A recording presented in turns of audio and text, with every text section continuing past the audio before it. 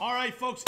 Once again, Inside Arm Wrestling, the home for all arm wrestling, fitness, strength, and strength competitions. Got it right? So I can flip this over here real quick so I have my stories in front of me.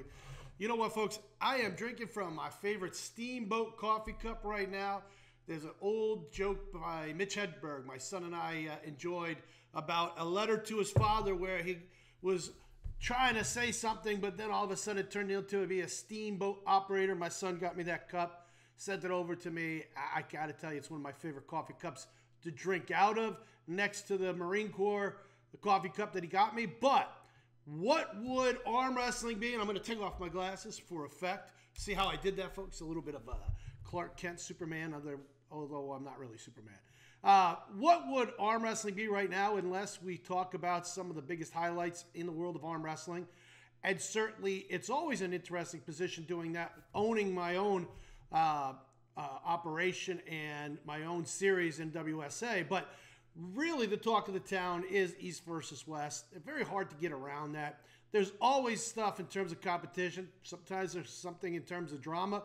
But regardless of where it's at, I really found some interesting stories here. Folks, East versus West just wrapped up. One of the first things I really was impressed with, and I thought was maybe a milestone for the world of arm wrestling.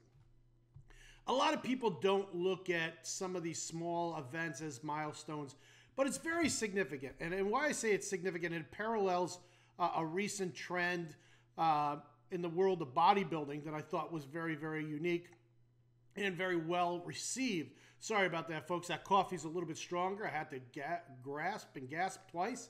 I won't drink any more of it until I'm done. But recently, on the East versus West arm wrestling page, a day ago, obviously we tape on Sundays to be delivered during the week. Levon Segensveli is at they say a football stadium. Now, I don't know if that was a soccer game for all of us here in the U.S. Or they were just looking to honor him. But he was walking out on the field. He's got his East versus West belt, looking big as always, a super big smile on his face. You know, to have that sort of reception, folks, I really think is unique in the sport of arm wrestling. I don't know that many people can go anywhere, with maybe the exception of Devon Larratt, and be so noticed that a crowd would come to them. But certainly Levon is enjoying the accolades and certainly the kudos of the crowd. I liken it to when Hadi Choopan won the Mr. Olympia, went back to Iran. Iran gave him a hero's welcome. Big Rami as well when he went back to Egypt. The culture of Europe, the culture of the Middle East when it comes to athletes is so welcoming, especially when they do something that's regarded as a very high achievement. And certainly East versus West is at the highest achievement on one-on-one arm wrestling at this point. And when you look at that and you value what you're seeing amongst that European crowd, I think it's really unique and certainly something that we should really take notice of. So I was super happy when I saw that. And then on the same vein, I went continuing on the East versus West page. They just put out some rankings. The 253 pound, which is 115 kilogram. They've moved Devon down to the world champion. And I don't know that he wasn't the world champion, folks. Obviously, he's been competing in the super heavyweight class. I like seeing Devon at the 115 range. I think it's a healthier Devon, and we'll actually get to a story here in a second of him going down to the 230 class. But if you look at the rankings, I thought they were pretty unique. You've got Devon as a world champion, and we're just going to really key in on the right-hand side. We don't see a lot of left-hand arm wrestling in the news, so when I'm going through this, I just want to kind of key in on the right. You've got Devon as a champ. You've got Venji as the second, number 2. You've got Ivan Matashenkov, number 3. You've got Ring Masick, number 4. You got Sandra Sidious, number 5. Lars Rabakin, number 6. Then you see a name I think that's kind of worthy talking about for a half a second or two. You have Lachlan Adair, who has done very, very well recently in super match competition. Big, strong arm wrestler out of Australia. Trains with Ryan Bowen. Really probably was, uniquely found through that whole pound for pound arm wrestling podcast and growth out there of the sport in Australia. You've got him ranked number 7th, and I think that might actually be, to be honest with you, I think that might actually be a little bit lower of a ranking, but hard to say. I think he still has a way to go when it comes to proving himself into the top 5. Then you got Pablo. I apologize, man. I can't say your name for the life of me, but Durban Venkiev. But we'll go with Pablo. Super strong puller, residing in the U.S. Certainly, maybe a good match for Lachlan Adair next. I don't know where those two are going to meet or if they're going to meet. And then I have a kind of an interesting Michael Todd back into the rankings, number 9 after his win against Frank Lamparelli, number 10. That rounds out that 253 class.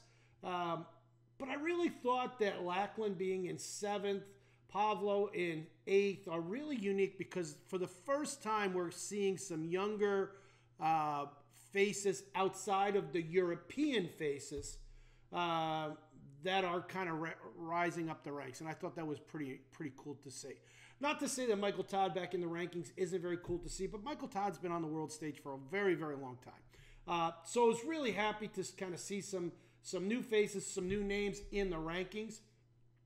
But I tell you, folks, that kind of rips over to another story. On July 6th, one day after my birthday, although I almost caught Anthony thinking that today was my birthday, but unfortunately I had to walk out of that. July 6th, we start to see the next East versus West 13. And in East versus West 13, we have a really, really interesting match. And the reason why I say it's interesting is because Devon Larratt is going to drop down to 231 or 105 kilo class. And he is going to take on David Dadikian, who recently beat Todd Hutchings very convincingly. Had made a statement out there that he would like to pull Devon. And honestly, it's kind of an interesting match for me because now you're taking Devon, who's become really iconic in many levels. Obviously, he didn't do as well as he had hoped to against Levon. And instead of coming down into maybe just a slightly lighter class, which would give him maybe the ability to retain a lot of the strength that he has gotten over the last couple of months to beef up to Levon.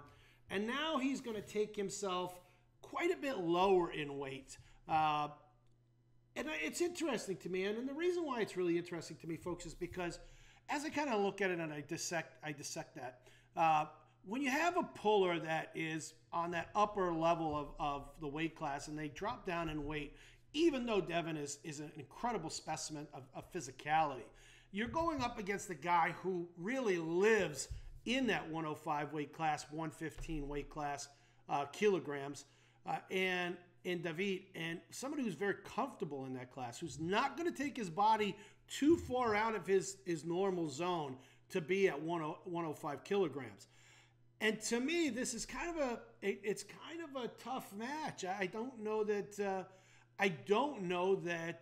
it's a good matchup for Devon in terms of his physical body being able to come back down and adjust at a lighter weight and really perform at the highest level that he's at in such a small period of time.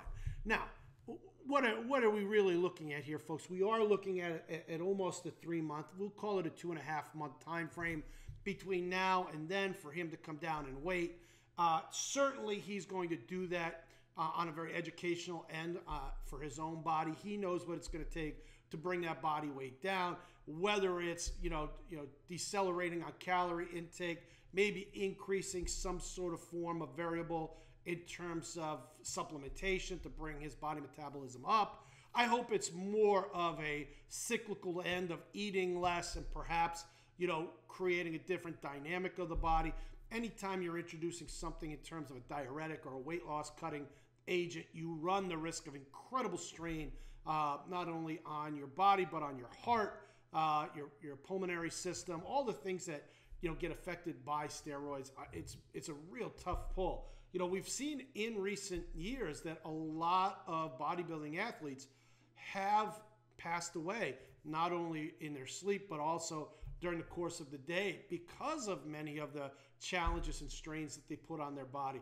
So I'm hoping that Devon goes out and does it in a very educational way, something that's safe. Love seeing him in a healthier weight. And 105 is actually an interesting dynamic for him. I know we've seen a lighter Devon over in the States for many, many years when he competed with Wall and other events and organizations. He's kind of coming back to that weight. So super happy to see that. There are some really fun matches to watch on this one. You've got Jerry Carteret versus Vitaly Laitlin. That's an interesting match for me. Jerry has been somewhat inactive over the last several months. That doesn't mean that he's not training. It just means we haven't seen him per se arm wrestling. Vitaly, again, a big, strong, athletic competitor over there. Two really opposing styles. Jerry is certainly the master of the press, and Vitaly, who's a big top roller at times. That could be a very, very interesting match. I really don't see it going anywhere but to the straps. And then we'll just see if the strength and the leverage of Jerry could keep Vitaly on the side and drain him. I mean, that's what it ends up being, I think, in that match. More of an endurance match than anything else. Todd Hutchings comes back against Krasimir Konstantinov. Krasimir. Again, Todd, after losing to David, looking to rebound and get back on track. I want to drop down. You've got Adam Warinsky going over there. Adam is such a smooth puller, man. That guy is like the Clark Kent of arm wrestling. Just really calm, just uniquely poised. So kudos to you, Adam, going over there and pull. He's going to pull Vladimir Medrov. Artem Terenkov, Artemis Prime, our guru out of Florida. Artem, who's just a terrific all-around guy. I'll be honest with you. I've met him once in person, talked to him a couple of times via the internet in passing in terms of niceties. But the time I met him, he's super cool dude. You know what? And just a humble guy. I actually sent him a message because he recently connected at the 187 class to win his qualifier for East versus West, which I thought was very, very strange. I thought that he was tipping the scales closer to 220, 225. He weighed in at 183. He hit me with this morning. So I can only tell you this, is that a 183 Artem is a tough Artem. Fast, strong, top roller. We'll have to see where that kind of plays out with him, but good luck to you, Artem, on that. And then, folks, it's hard not to look and see that maybe the greatest left-handed arm wrestler of all time, Travis Bagent, is making a comeback. He is against unknown athlete at this time. They are looking for someone for him to pull. Now, I'm going to say this to you, folks. I don't know what the opponent's going to look like for Travis. I don't know what Travis is going to, if he's going to pull left-handed or right-handed. But I will note this.